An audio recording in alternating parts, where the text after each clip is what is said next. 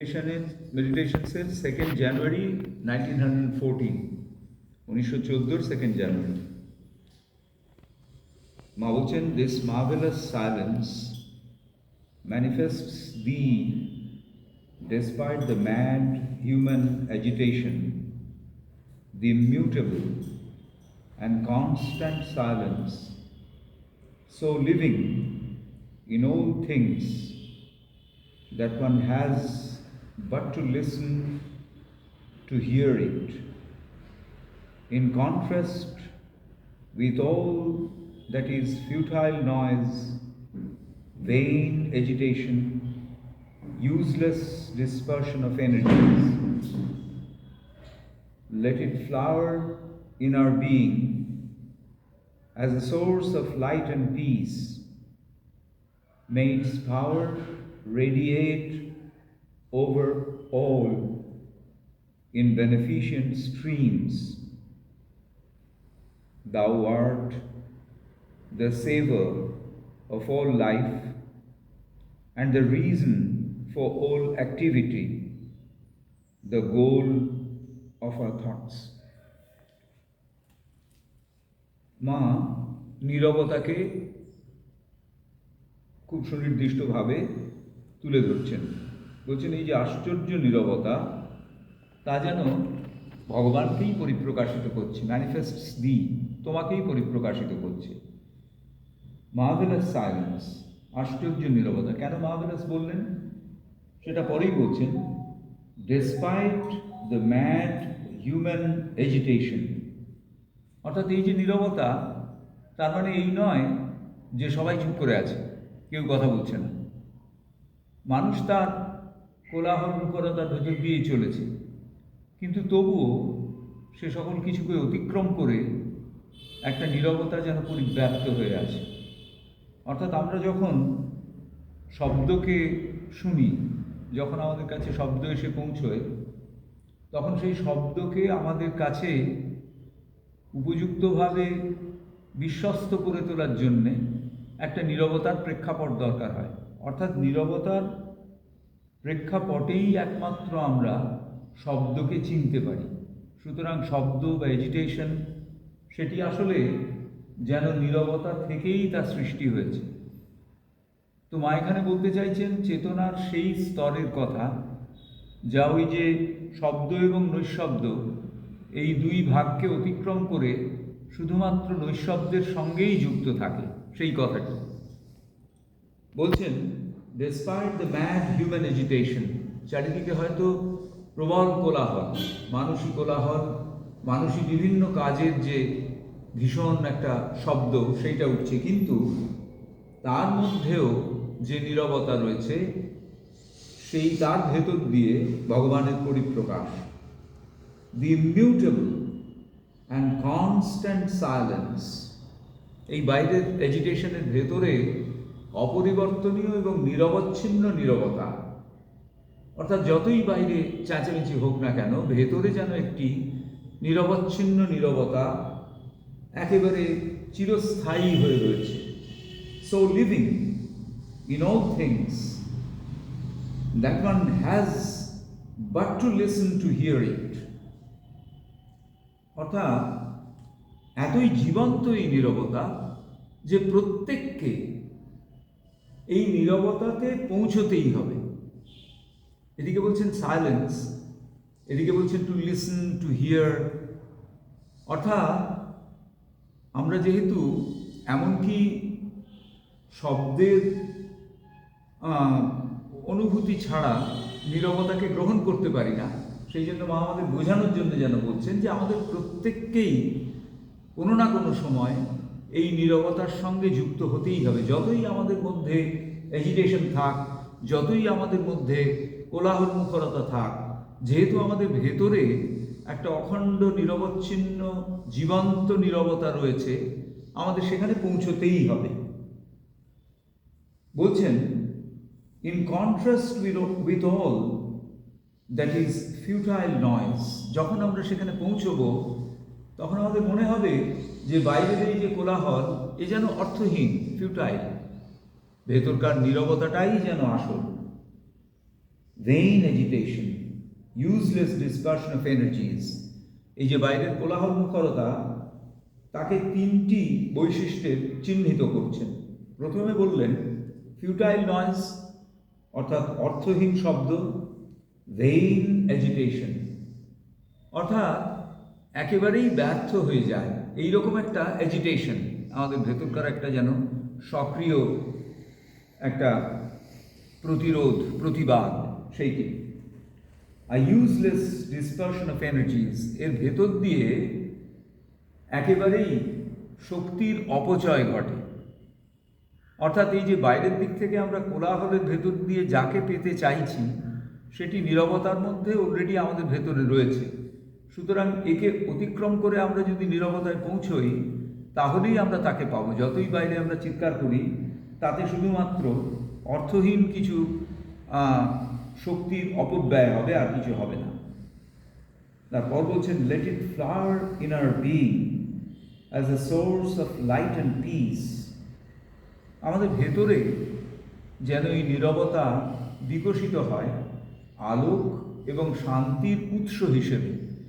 অর্থাৎ যখন আমরা বাইরের এই এজিটেশন থেকে ভেতরে পৌঁছচ্ছি, সেই নীরবতায় পৌঁছচ্ছি, তখন সেখান থেকে যেন আলো আসছে। আলো মানে যা আমাদের পথ দেখাচ্ছে, অর্থাৎ জ্ঞান, অর্থাৎ প্রকৃত যে প্রজ্ঞা, সেইখানে আমরা পৌঁছচ্ছি ভেতরে। এবং বলছেন যে পিস, শান্তি। May its power radiate over all in beneficent streams। এখান থেকে যে শক্তি নির্গত হচ্ছে সেই শক্তি যেন বেনিফিশিয়েন্ট স্ট্রিমের মতো, অর্থাৎ একটা নদী যেমন প্রবাহিত হয় নানানভাবে সমৃদ্ধ করে, সেই রকম একটা সহায়ক, সমৃদ্ধির সহায়ক একটা প্রবাহের মতো যেন সেই শক্তি ওই নীরবতার ভেতর থেকে নির্গত হয়। Thou art the savor of all life and the reason for all activity, the goal of our thoughts। ভগবানের তিনটি দিকের কথা বলছেন। তিনি আমাদের সমস্ত জীবনকে প্রতিনিয়ত যেন রক্ষা করে যাচ্ছেন। রক্ষা করে যাচ্ছেন কিভাবে? না, এই অন্তরের নীরবতার মধ্যে নিজের যে পরিপ্রকাশ, সেই সচেতন, সুস্পষ্ট এবং সুনির্দিষ্ট পরিপ্রকাশের ভেতর দিয়ে তিনি প্রত্যেকটি জীবনকে যেন রক্ষা করে যাচ্ছেন। The reason for all activity, যা কিছু আমরা করছি তার অন্তরালের মূল কারণ কিন্তু ভগবান নিজে।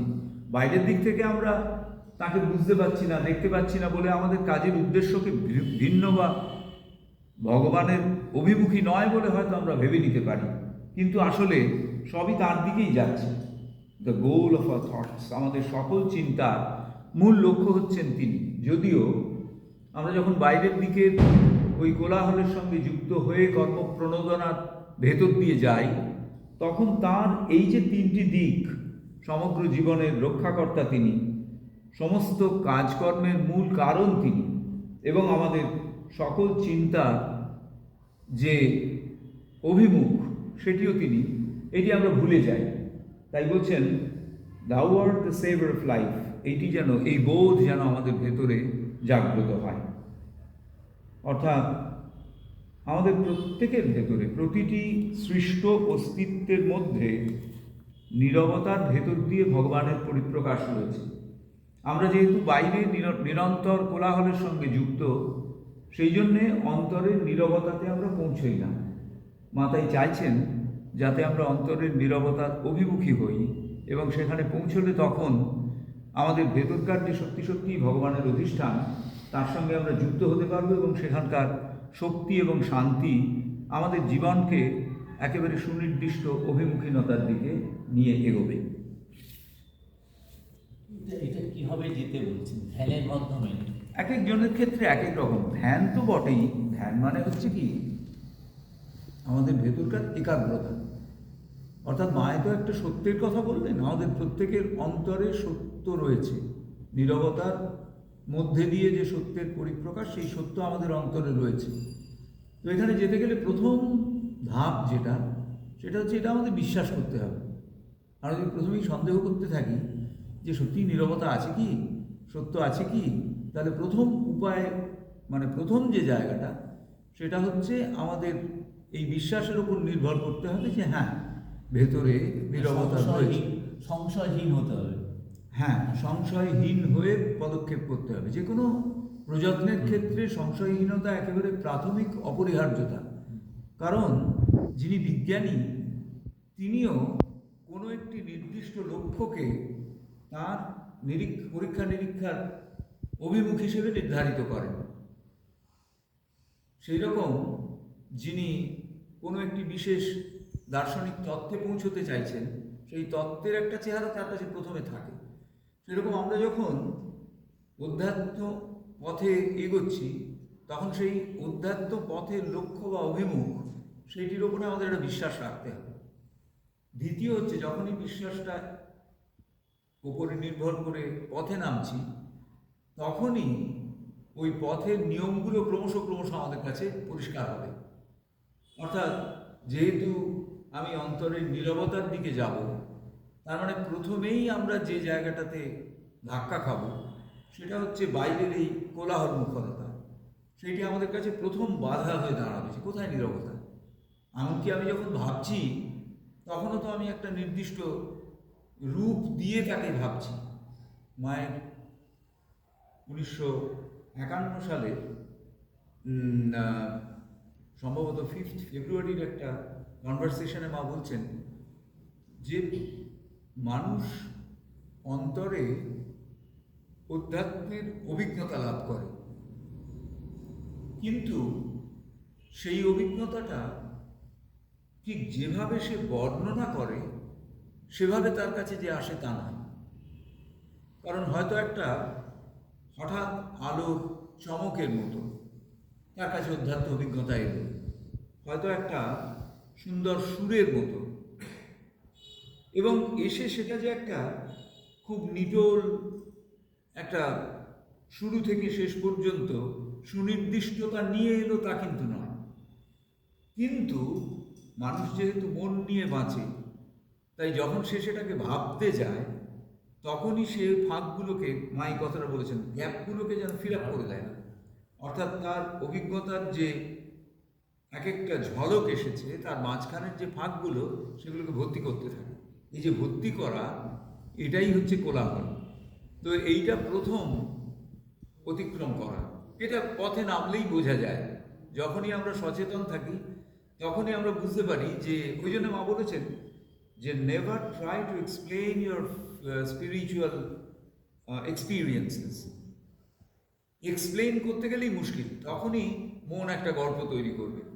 তো সেই রকম তাহলে দ্বিতীয় হচ্ছে যে অধ্যাত্ম অভিজ্ঞতাগুলো হঠাৎ আসছে, সেগুলো প্রতি সচেতন হওয়া।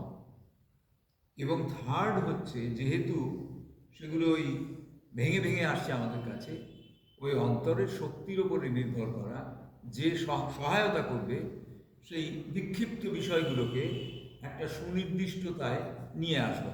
তো এইরকম 3টে পদক্ষেপ আমরা মোটামুটিভাবে অনুসরণ করতে পারি। প্রথম হচ্ছে বিশ্বাস, দ্বিতীয় হচ্ছে সচেতনভাবে লক্ষ্য করা ঠিক কী আমি যখন ওই বিশ্বাসে ভর করে অন্তর্মুখী হওয়ার চেষ্টা করছি, কোন কোন জায়গাগুলো আমাকে বাধা দিচ্ছে, এবং তৃতীয় হচ্ছে সেই বাধাগুলোকে দূর করার জন্য মায়ের শক্তিকে, ভগবানের শক্তিকে আবাহন করা। এইভাবে একটু একটু করে আমরা এগোতে পারি।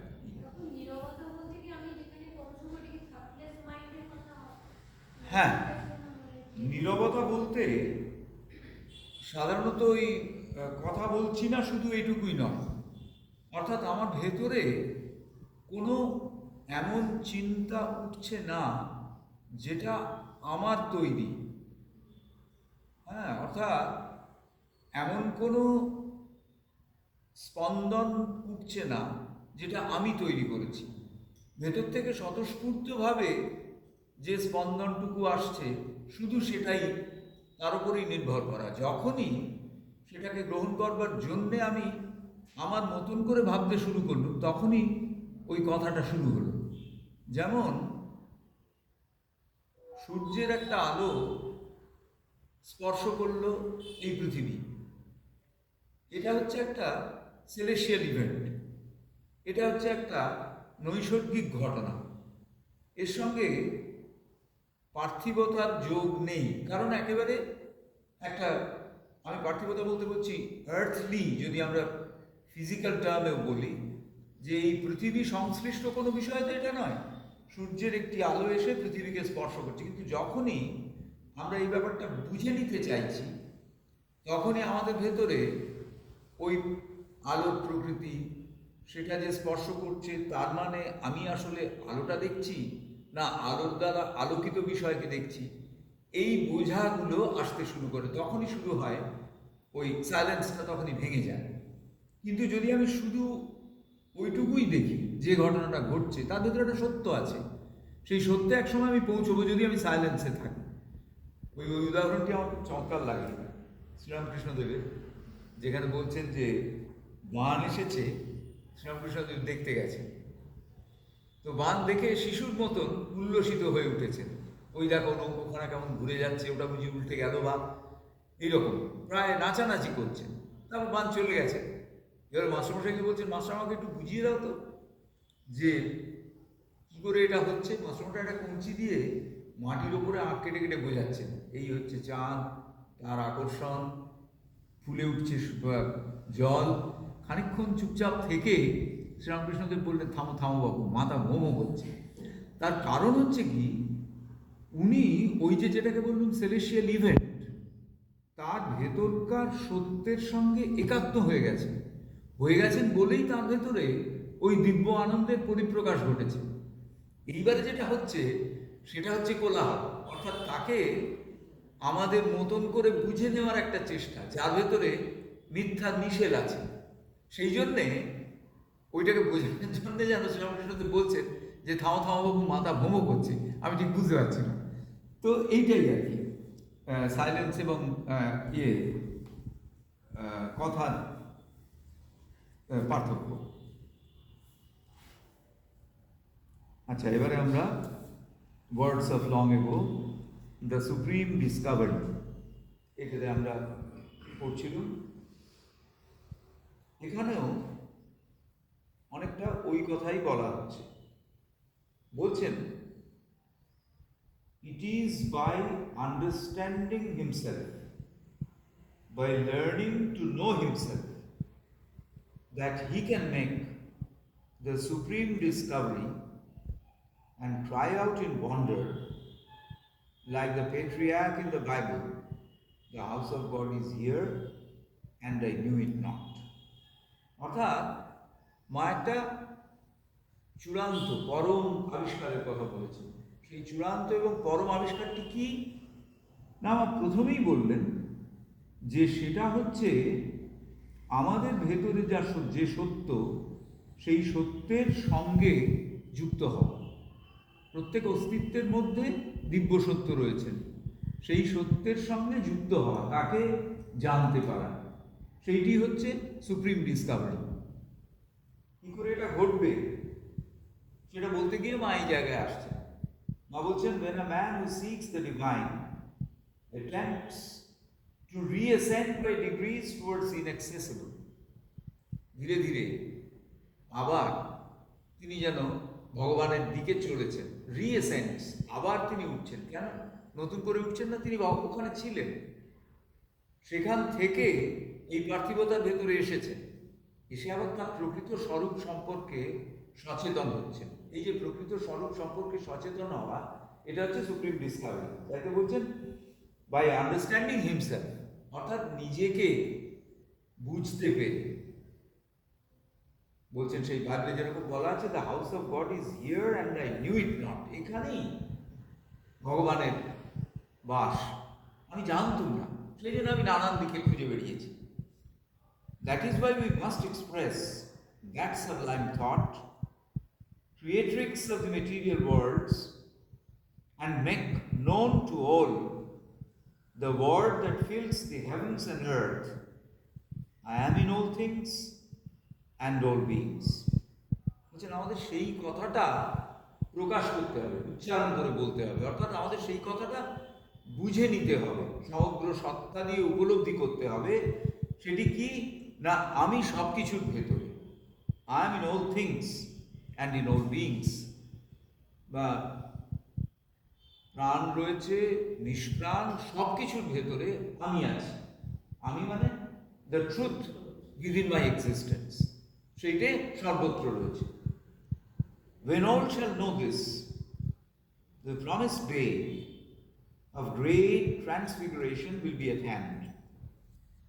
When in each atom of matter men shall recognize the indwelling thought of God, when in each living creature they shall perceive some hint of a gesture of God, dispelling the darkness, the falsehood, the ignorance, the error, and suffering that weigh upon all nature.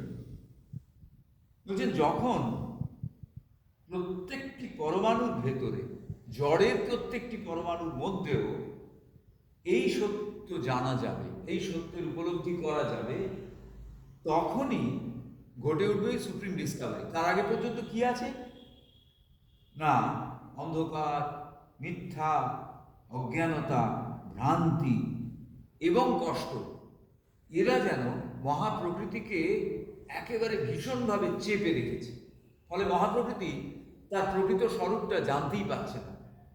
এই যে কষ্ট, দুঃখ, মিথ্যা, এরা এমনভাবে চেপে রেখেছে যে এদের অতিক্রম করে সেটা জানতেই পারছে না।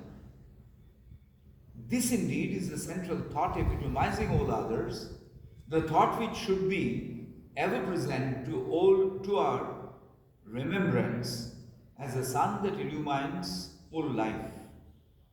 বুঝলেন, এই সত্য সূর্যের আলোর মতো ছড়িয়ে পড়বে সর্বত্র।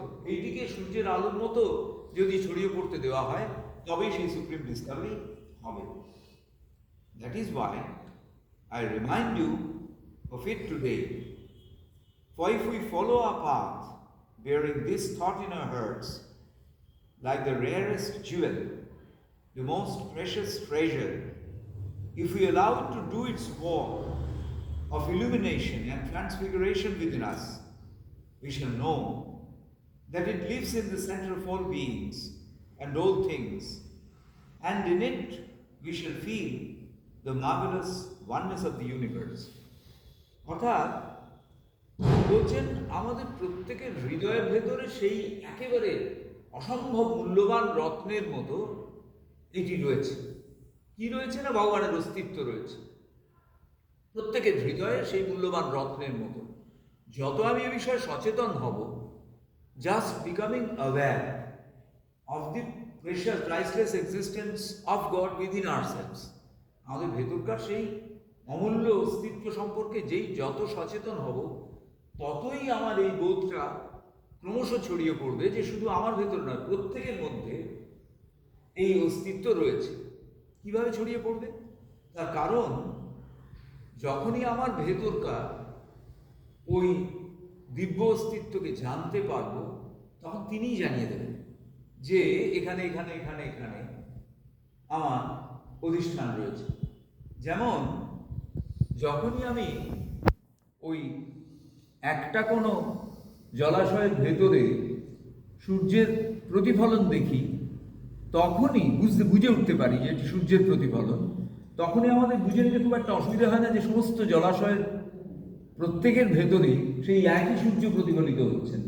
অর্থাৎ যে কাজটা দরকার সেটা হচ্ছে সচেতন হওয়া, যে হ্যাঁ আমার ভেতরে আছে। যখনই সচেতন হব, তখনই বুঝে নেওয়াটা খুব একটা অসুবিধা হবে না। একটা অ্যানালজি বলি বোঝার সুবিধের জন্যে। যখন প্রথম ডিজিটাল টেকনোলজি এলো, তখন তো ভীষণভাবে ওই ম্যানুয়াল, মেকানিক্যাল এই ব্যাপারগুলো ছিল, বা কম্পিউটারাইজড ততদূর পর্যন্ত ছিল। ডিজিটাইজেশন তখনও হয়নি, ডিজিটাল টেকনোলজিটা তখনও ঢোকেনি। তো যখন ডিজিটাল টেকনোলজি এলো, তখন সেই সময়কার যেসব বড় বড় ডিজিটাল কোম্পানি, তাদের ভেতরে একটা তৈরি হয়েছিল, এটাকে মার্কেটিং করবো কীভাবে। তখন একজন খুব নামকরা মার্কেটিং এক্সপার্ট, নামটা আমি ভুলে গেছি, তিনি একটা অসাধারণ কথা বলেছিলেন। তিনি বলেছিলেন যে the technology itself will take care of its marketing. বলছেন যে প্রযুক্তি নিজেই তার ভেতরে একটা পোটেনশিয়াল আছে যে নিজেকে ছড়িয়ে দেওয়ার। যখনই একটা নতুন প্রযুক্তি বা একটা নতুন কিছু আসে, তখন অটোমেটিক্যালি তার ভেতরে নিজেকে ছড়িয়ে দেওয়ার একটা প্রবণতা তৈরি, মানে তার মধ্যে থেকেই যায়। তো সেই জন্য বলছেন যে if we allow to do its work of illumination and transfiguration within us, we shall know that it lives in the center of all beings and all things. যখনই আমরা সচেতন হয়ে অ্যালাউ করবো টু ডু ইটস ওয়ার্ক, তখনই দেখা যাবে আমার ভেতরে ওই বিষয়টা চলে আসছে। আমরা কি করি সাধারণত? আমরা সাধারণত যখনই সচেতন হই যে আমার ভেতরে দিব্য অস্তিত্ব রয়েছে, আমাদের প্রথমেই কাজ কি হয় না, একে কাজে লাগিয়ে আমার সমৃদ্ধি আমি কত দূর করতে পারি। আচ্ছা ভগবান, তুমি তো আছো, তুমি তাহলে দেখো যেন আমার ছেলেটা, তুমি তাহলে দেখো যেন আমার চাকরিটা, তুমি তাহলে দেখো যেন আমার এই মামলাটা, ইত্যাদি। তো বলছেন যে ওই জন্যে মা এখানে বললেন, if we allow it two do its work, on the contrary what we do, we try to do it my work on behalf of my self. সেইটা না করে if we allow it to do its work, কি সেই work of illumination and ট্রান্সফিগারেশন, অর্থাৎ আমাকে সন্দীপ্ত করে তুলবে এবং আমাকে রূপান্তরিত করে তুলবে। এটা হচ্ছে ভগবানের কাজ। যে মুহূর্তে আমি সচেতন হলুম, তখনই তিনি অটোমেটিক্যালি এই কাজগুলো করতে শুরু করবেন। Unless I allow, he or she will not do. কারণ তার সেই স্বাধীনতা তিনি দিয়েছেন আমাকে, যে বাবা তুমি আমাকে, এমনকি আমাকেও তুমি অস্বীকার করতে পারো। তো সেই জন্য বলছেন allow transfiguration within us, we shall know that it lives in the center of all beings and things. যখনই এটা শুরু হবে, তখনই আমরা দেখব সকলের ভেতরেই তিনি কাজ করছেন। Then we shall understand the vanity and childishness of our meager satisfactions. তখন আমরা বুঝতে পারবো যে এতদিন পর্যন্ত আমার কাজ, আমার বলে যাকে, তার মধ্যে কীরকম একটা অর্থহীন শিশুসুলভ ব্যাপার ছিল, সেটা বুঝতে পারব। Our foolish quarrels, our petty passions, our blind indignations. We shall see the dissolution of our little faults, the crumbling of the last entrenchments of our limited personality and our obtuse egoism. এগুলো আস্তে আস্তে ভেঙে পড়বে। যত আমরা সচেতন হব এবং তাকে তার কাজ করতে দেব, তত আমাদের এই ছোট ছোট প্রাচীর যেগুলো তোলা ছিল, সেগুলো আস্তে আস্তে আস্তে আস্তে অটোমেটিক্যালি ভেঙে পড়বে। সেগুলো আর আমাদের ভেতরে থাকবে না। সেই আমি বলেছিলাম আগের দিন, সেই বিখ্যাত বই যে the Monk who sold his ফেরেনি, সেই বইয়ে যেরকম আছে, কোর্টরুমে সওয়াল করতে গিয়ে হঠাৎ একটা ভয়ঙ্কর কার্ডিয়াক অ্যারেস্ট এবং ভদ্রলোক পড়ে গেলেন, এবং তারপরে যখন তিনি হাসপাতালের বেডে শুয়ে আছেন, তার মনে হলো যে আমি এতদিন আমাকে বিরাট ক্ষমতার অধিকারী বলে মনে করেছি, নিঃসন্দেহে আমার ভেতরে ক্ষমতা ছিল, কিন্তু সেসব কোথায়? তাহলে কি সেই ক্ষমতাকে, মানে ওইখানে শুয়ে তার ভেতরে এই প্রশ্নটা জাগলো যে তাহলে কি সেই ক্ষমতাকে আমি যেভাবে ব্যবহার করেছি সেভাবে ব্যবহার করার কথা ছিল না, অন্য কিছু ছিল? তাহলে let me explore the specific nature of the power that made me such a successful lawyer. তখন তিনি সব কিছু বিক্রি করে দিয়ে ভারতে চলে এলেন, ইত্যাদি। The individual self and the universal self are one. In every world, in every being, in everything, in every atom is a divine presence, and man's mission is to manifest it. একদম একটা বাক্য খুব পরিষ্কার করে বলে দিয়েছেন যে আমাদের ব্যক্তি সত্তা এবং মহাবৈশ্বিক সত্তা, এ দুটি স্বতন্ত্র নয়, দুটি একই। প্রত্যেকটি জগতে, প্রত্যেকটি লোকে, আমরা তো বলি এক একটা লোক, এই লোক, তার উপরে আরও চেতনের লোক সমস্ত রয়েছে, স্তরীভূত বিন্যাস সাবিত্রীতে রয়েছে। তা বলছে সেই সমস্ত লোকে, প্রত্যেকটি অস্তিত্বের মধ্যে, প্রত্যেকটি জড় অস্তিত্বের মধ্যে, প্রত্যেকটি অ্যাটম পরমাণুর ভেতরে ভগবানের অস্তিত্ব রয়েছে। আর মানুষের লক্ষ্য কি, মিশনটা কি, ব্রতটা কি, না তাকে পরিপ্রকাশিত করা।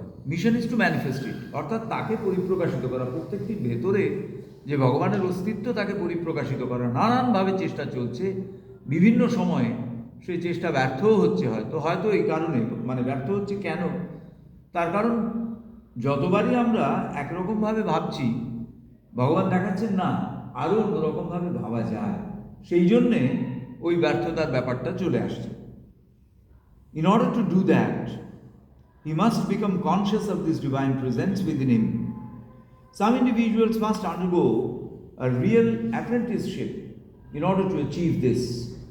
The egoistic being is too all-absorbing, too rigid, too conservative, and their struggles against it are long and painful.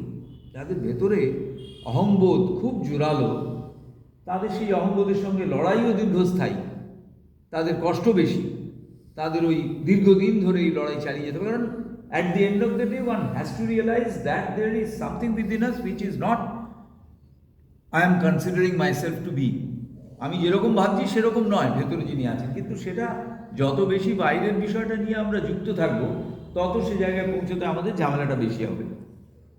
Others, on the contrary, who are most impersonal, more plastic, more spiritualized, come easily into contact with inexhaustible divine source in our being.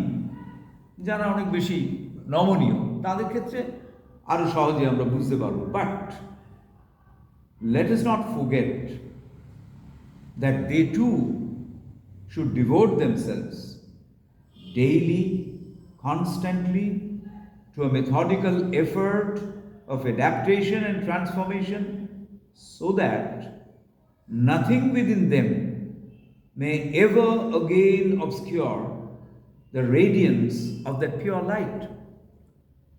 Shri Aurobindo এক জায়গায় বলেছিলেন, even egolessness, even the sense of egolessness is a barrier. বলছেন এমনকি অহং শূন্যতাও একটা barrier. তার কারণ সেটা ভেতরে আবার একটা অহংকার তৈরি করে, যে আমার অহংকার নেই, সেটা আবার ভেতরে একটা অহংকার তৈরি করে। সেই জন্য বলছেন, but let us not forget that they too should devote themselves daily, constantly. যিনি অহং ত্যাগ করেছেন তাকেও নিয়মিতভাবে প্রত্যেক দিন এই অভ্যাসের ভেতর দিয়ে যেতে হবে, to a methodical effort of adaptation and transformation, so that nothing within them may ever again obscure the radiance of that pure light. But how greatly the standpoint changes once we attain this deeper consciousness, how understanding widens, how compassion grows. কিন্তু যত আমরা উপলব্ধি স্তরে এগোই, তত এগুলো বদলে যায়, তত আস্তে আস্তে এই বাইরের ব্যাপারগুলো বদলে যায়। ওই আবার শ্রীরামকৃষ্ণদেবের একটা উদাহরণ, মাস্টারমশাই দ্বিতীয় বা তৃতীয় দিন দেখা করতে এসছেন, আমার এক্স্যাক্টলি মনে পড়ছে না, তখন ওই ঘরে ধুনো দেওয়া হয়েছে, শ্রীরামকৃষ্ণদেব খাটের উপরে বসে আছেন, সন্ধে হয়েছে, দ্বিতীয় সাক্ষাৎকার। মাস্টারমশাই ঢুকতে গিয়ে ইতস্তত করছেন যে সন্ধেবেলা হয়তো উনি সন্ধ্যায়নিক করবেন। তো তখন জিজ্ঞেস করেছেন যে আচ্ছা আপনি কি এখন ঢুকে প্রণাম করেছেন? শ্রীরামকৃষ্ণদেব যেন একটু আত্মমগ্নভাবে প্রতি প্রণাম করেছেন, প্রতি নমস্কার করেছেন। তখন সেইটা দেখে মাস্টারমশাই বলছেন, আপনি কি তাহলে এখন সন্ধ্যায়নিক করবেন? তো শ্রীরামকৃষ্ণদেবের উক্তিটি বড় চমৎকার, সন্ধ্যা আহ্নিক? ও না, কিছু নয়, তুমি এসো, ভেতরে বসো, এরকম একটা সংলাপ, আত্মমগ্নতার ভেতর দিয়েই যেন বলছেন। তারপরের কথাটা খুব চমৎকার, তারপরে বলছেন যে ওই এক একটা স্তরে এক এক রকম অভ্যাস আস্তে আস্তে মিলিয়ে যায়। সন্ধ্যা গায়ত্রীতে লয় হয়, গায়ত্রী যখন সত্যিকারের দৃষ্টি ভেতরে আসে তখন সেখানে লয় হয়ে যায়। তো সেই জন্যে এখানে বলছেন যে daily constantly to a methodical effort of adaptation and transformation, আমাদের কিন্তু নিয়মিতভাবে এর ভেতর দিয়ে যেতে হবে। অর্থাৎ প্রতি মুহূর্তে আমি যা ভাবছি সেটা মাকে বলে তবে রূপায়িত করতে হবে। কখনোই এরকম ভেবে নেওয়া চলবে না যে ওই তো মা তো জানেনি আমি করছি, তা না। প্রত্যেকটা সিদ্ধান্ত মাকে বলতে হবে, একদম নির্ভুলভাবে বলতে হবে। অন্তত একটা সেকেন্ডের জন্য হলেও মায়ের পায়ে একবার ছোঁয়াতে হবে, জাস্ট টু রিমাইন্ড দ্যাট। ওই যে শ্রী অরবিন্দের একটা অসাধারণ কথা আছে যে অল দ্য টাইম বিহেভ, আমি একেবারে ভাবিটিং বলতে পারছি না, all the time behave that the mother is looking at you because he is present everywhere, she is present everywhere. অর্থাৎ সবসময় এরকমভাবে কাজ করো যে মা দেখছেন। কারণ তিনি সব জায়গাতেই রয়েছেন। অর্থাৎ একটা ভেতরে একটা কনসিয়াসনেস যে মা এই কাজটা করছি। তো সেই জন্য বলছেন যে but how greatly that the stand point changes once we attain this deeper consciousness, how understanding widens, how compassion grows. যখন আমরা গভীরতায়, যখন আমরা উপলব্ধির একটা স্তরে পৌঁছই, তখন দেখা যায় ক্রমশ আমাদের ওই অভিজ্ঞতার পরিসরটা বাড়ছে, ক্রমশ যেন ওয়াইডেন হচ্ছে। On this the sage had said, I would like each one of us to come to the point where he perceives the inner God who dwells even in the vilest of human beings. Instead of condemning him, we would say, Arise, O resplendent being, thou who art ever pure, who knowest nothing birth nor death.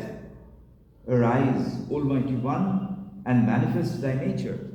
বলছেন একেবারে ঘৃণিত যে জন বাইরের দিক থেকে যাকে সকলেই যার প্রতি ঘৃণা পোষণ করে, তার দিকে তাকিয়েও তখন আমি বলতে পারবো, রাইজ ও রেসপ্লেন্ডেন্ট বিং, সেই উজ্জ্বল অস্তিত্ব, তুমি উঠে দাঁড়াও। দাউ হু আর্ট এভার পিওর, চিরকালই পবিত্র সে। বাইরে থেকে যতই ধুলোবালু লাগুক, হীরকখণ্ডের পবিত্রতা কখনোই নষ্ট, মানে তার হানি হয় না। সেই জন্য বলছেন resplendent being, thou who art ever pure, who knowest neither birth nor death, অর্থাৎ জীবন মৃত্যুর ঊর্ধ্বে যার চেতনা। Arise, Almighty One, সর্বশক্তিমান, তুমি উঠে দাঁড়াও। And manifest thy nature, তোমার ভেতরকার যে প্রকৃতি সেইটিকে পরিপ্রকাশিত করো। যে প্রকৃতির ভেতর দিয়ে তুমি যাচ্ছ, ভাইলেস্ট নেচার আমরা বাইরে থেকে দেখতে পাচ্ছি, that is not true, that is false. তোমার ভেতরের যে সত্তা তাকে তুমি নিয়ে এসো। Let us live by this beautiful utterance, and we shall see everything around us transformed as if by a miracle. তো এই মিরাকেলের ব্যাপারটা ভারী মজা। মিরাকেল এটাই যে এতদিন এত প্রতিবন্ধকতা সত্ত্বেও আমরা কিন্তু এরকম একটা জায়গায় এসে মিলিত হতে পেরেছি। ভাবাই যায় না যে কোথা থেকে কি ঘটেছে যার জন্য আমরা এখানে এসে মিলিত হতে পারছি। এর চেয়ে বড় মিরাকেল আর কিছু নেই। কিন্তু ব্যাপারটা এত ধীরে ধীরে নিয়মিতভাবে ঘটেছে যে আমরা একে আলাদা করে মিরাকেল বলে চিনতে পারি। কারণ মিরাকেল মানেই আমাদের কাছে একটা বিরাট কিছু, হঠাৎ ঘটে যাওয়া কিছু। এর চেয়ে বড় মিরাকেল আর কিছু নেই যে এইরকম একটা ঘটনা ঘটে। মায়ের আরেকটি কথা আছে যে সত্যিকারের যে রূপান্তরকারী ঘটনাগুলো, সেগুলো খুব একটা ঢাক পিটিয়ে ঘটে না, সেগুলো নীরবে ঘটে যায়। What value have our impulses and our desires, our anguish and our violence, our sufferings and our struggles, all these inner vicissitudes unduly dramatized by our unruly imagination? What value do they have before this great, this sublime and divine love bending over us from the innermost depths of our being, bearing with our weakness, rectifying our errors, healing our wounds, bathing our whole being with its regenerating streams? আমাদের আবেগ, আমাদের কামনা, এগুলোর কোনো মূল্য নেই। কেন মূল্য নেই? না, আবেগ কোনো অবস্থাতেই স্থায়ী নয়, এবং কামনা যে মুহূর্তে একটা মিটে গেল সঙ্গে সঙ্গে আরেকটা আবার চলে আসে। সুতরাং এগুলোর কোনো মানেই নেই।